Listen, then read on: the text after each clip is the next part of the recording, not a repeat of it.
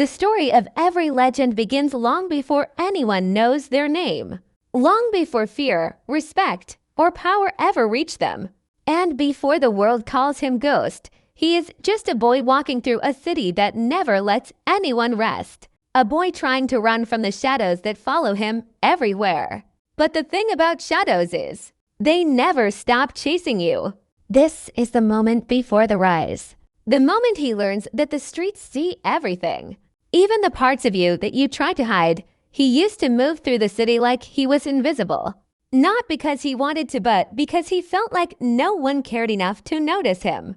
The noise of the streets became a kind of background music in his life. Sirens, arguments, buses rolling by, sneakers hitting concrete. Everything around him moved fast, yet he felt stuck in the same place day after day. School was just another building he walked into because he had to, not because he believed it would save him. Teachers talked about futures, goals, and dreams, but none of those words felt real to him. What felt real was the pressure on his shoulders, the kind that sits heavy even when you pretend it doesn't. At home, things weren't much different. His mom worked long hours and his father wasn't around, leaving him in a quiet apartment filled with more silence than comfort. Some nights he would stare at the cracked ceiling, trying to imagine a future for himself, but the picture always came out blurry. Every choice seemed like a dead end, and every hope felt too far away to reach. Still, he kept walking, kept breathing, kept trying to hold on to something good, even if he didn't know what that good was supposed to look like. But the world outside had a different plan for him. The streets were always watching, always waiting. He didn't know it yet, but eyes followed him more than he realized. Older kids noticed the way he moved, the way he kept his head down but still paid attention to everything, the way he could read people just by their energy, the way trouble seemed to come close but never land directly on him. People like that don't stay invisible for long. The city has a habit of pulling certain souls into the center of its chaos, and he was one of those souls. Every morning, he walked the same route, past the same corners, past the same faces. But one day felt different. He felt a weight in the air, like the beginning of something he couldn't name. A group of teens stood on the block, watching him as he passed by. Not laughing, not calling out, just watching. It wasn't fear he felt. It was recognition, not of who they were, but of what that look meant. It was the same look predators give before deciding if they're going to hunt. The same look leaders give before picking someone for something bigger. He didn't know which one it was yet. Inside him, a quiet voice whispered that this was a turning point, that the shadows were moving closer, waiting for him to step forward or fall back. And even though he tried to ignore it, something in his chest burned with a strange feeling he couldn't shake. Something like curiosity mixed with danger. Something like the first spark of a fire he didn't know he was about to start. He had no idea that these simple, everyday moments were shaping the person he would become. No idea that the world would soon know his name.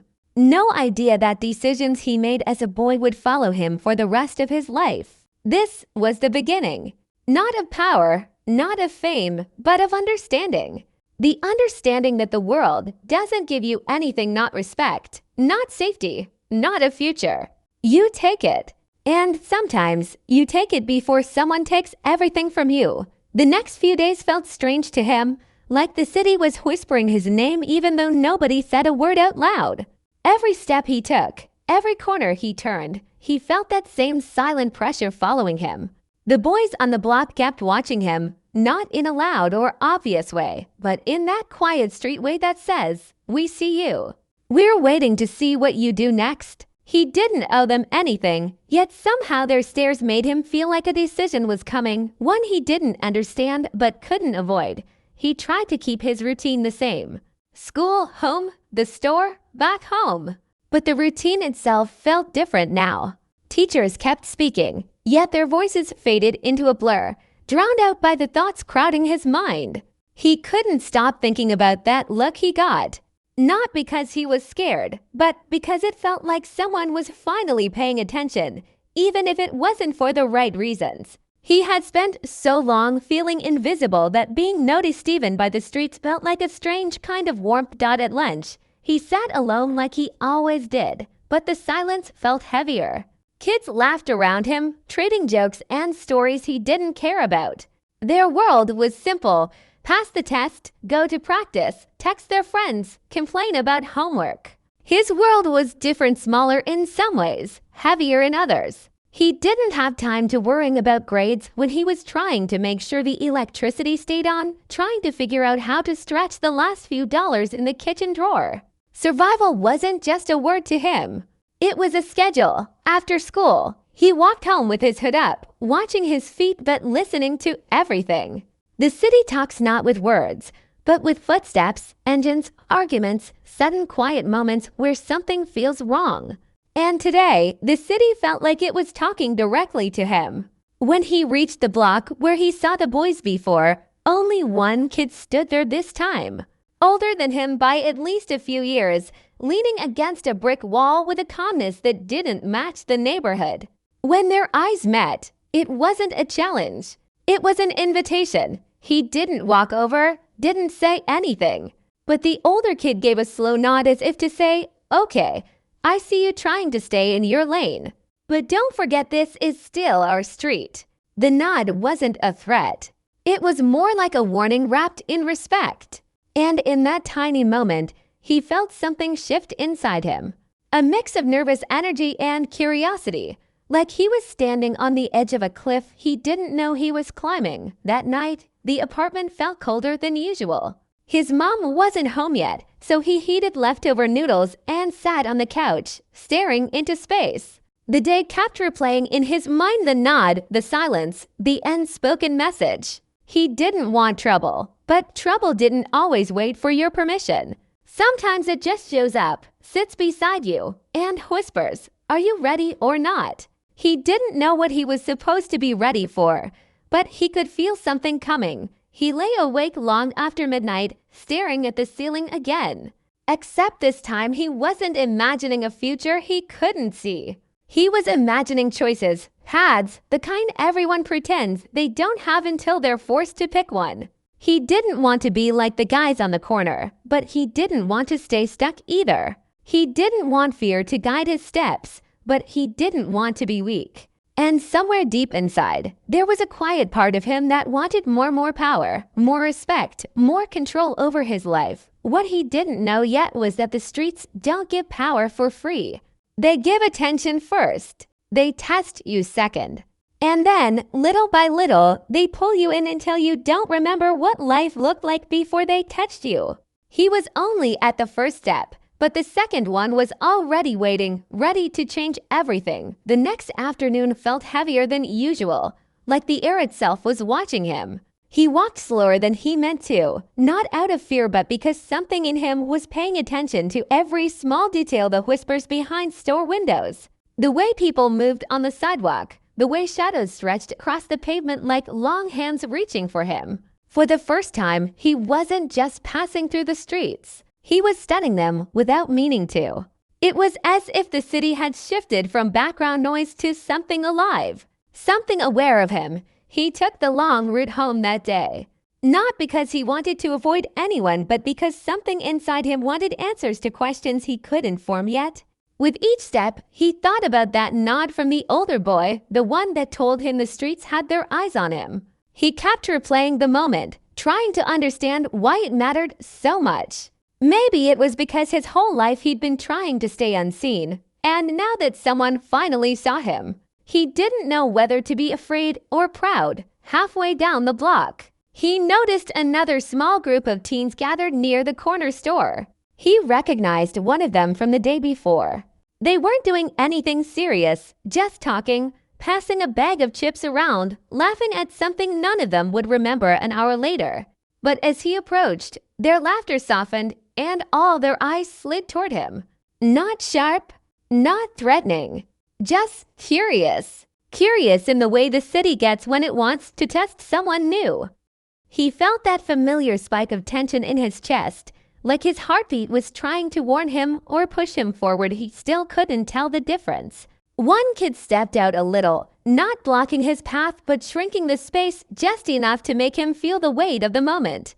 The kid didn't say anything. He didn't need to.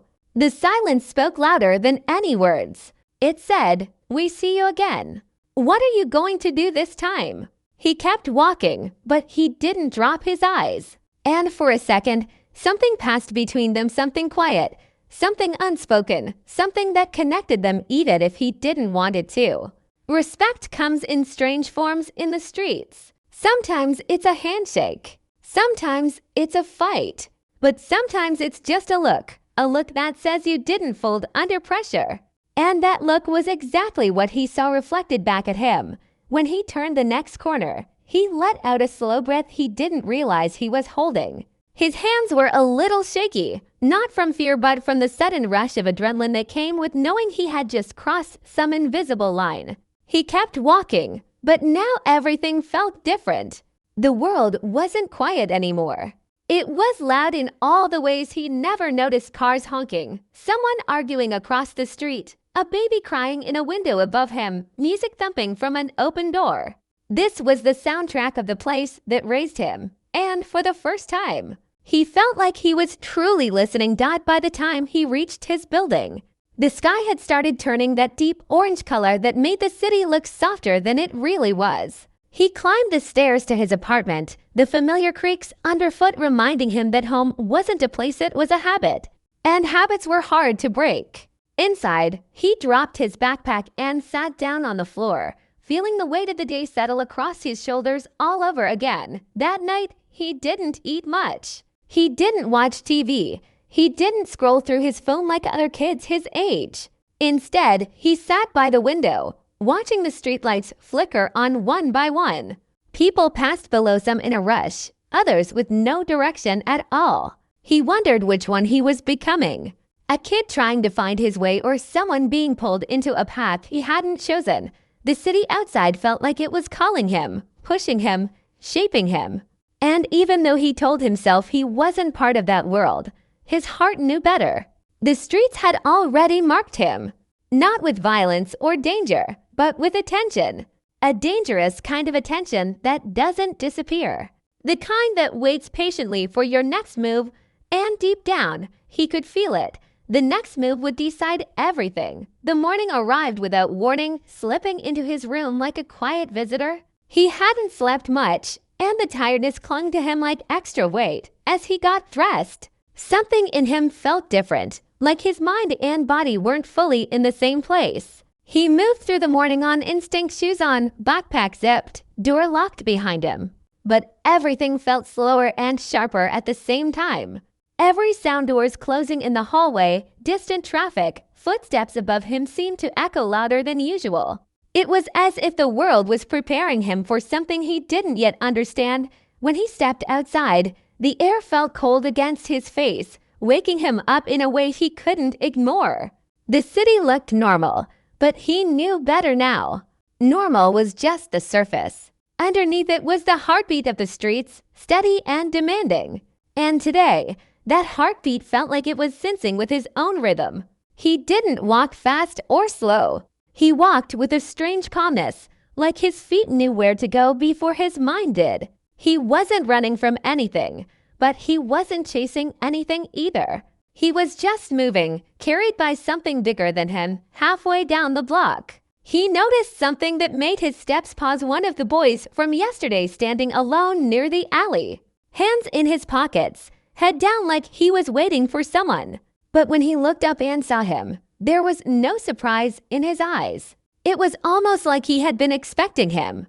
The boy gave the slightest nod, not friendly, not aggressive, just acknowledging. It was the same kind of nod the older kid had given him days ago, but this one carried a different meaning.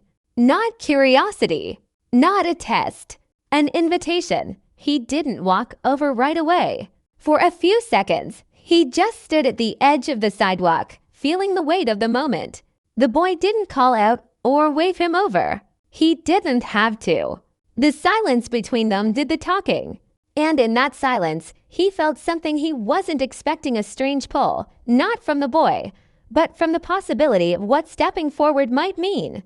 not power, not danger, but direction.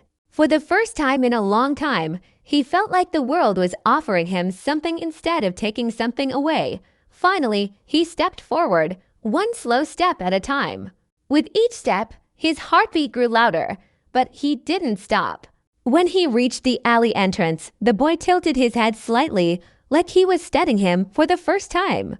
There was no judgment in his eyes, only recognition. Recognition of someone who didn't need to talk to be understood. Someone who had already been walking the edge without knowing it. They didn't speak, not at first. The silence between them wasn't awkward. It was honest. The kind of silence that fills the space between people who come from the same place, even if they've never met. Eventually, the boy said something simple, something small, something harmless on the surface. It wasn't a threat. It wasn't a promise. It was just a line that fit perfectly into the moment. You walk this way every day. He answered with a nod. No performance, no pretending. Just truth. The boy nodded back, satisfied with that simple exchange. Conversations in the streets didn't have to be long. They just had to be real. And this one, short as it was, felt real enough to shift something in his chest. The boy didn't ask for anything, didn't offer anything. But what he gave him was something people rarely received here: acknowledgement. And in this neighborhood, acknowledgement was a currency. As he walked away, something clicked inside him. He realized this wasn't about joining anything or proving anything. It was about understanding that he was no longer invisible. The streets had noticed him. The people in them had noticed him. And whether he liked it or not, that meant his world was changing. Not in some dramatic, life-altering moment, but slowly, like a door cracking open in a dark room. That night, he felt a strange mix of calmness and uncertainty. He lay on his bed staring at the ceiling again, but this time, the ceiling didn't look empty. It looked like a map, one filled with paths he hadn't seen before. Some paths led to danger. Some led to opportunity. Most led to both at the same time. And he knew, deep in his bones, that he was standing at the start of one of those paths right now. The truth settled in him quietly. Sometimes the streets don't ask you to choose. They choose for you. And before he even realized it, his footsteps had already started following the path that would one day turn a boy into a name the whole city feared. A name that would echo far beyond the corners he grew up on. A name that would become a legend, ghost.